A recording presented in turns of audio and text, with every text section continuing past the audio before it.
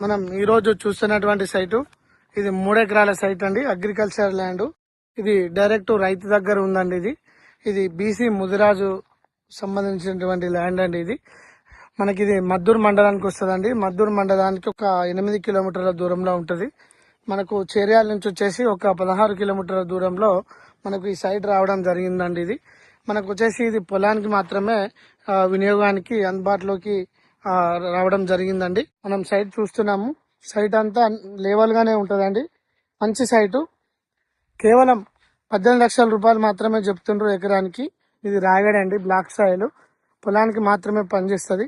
మనకు వడ్లు రైసు వేసుకునే వారికి, పొలం చేసుకునే వారికి మంచి అవకాశం అండి. మన హైదరాబాద్ క్లయింట్స్ కి.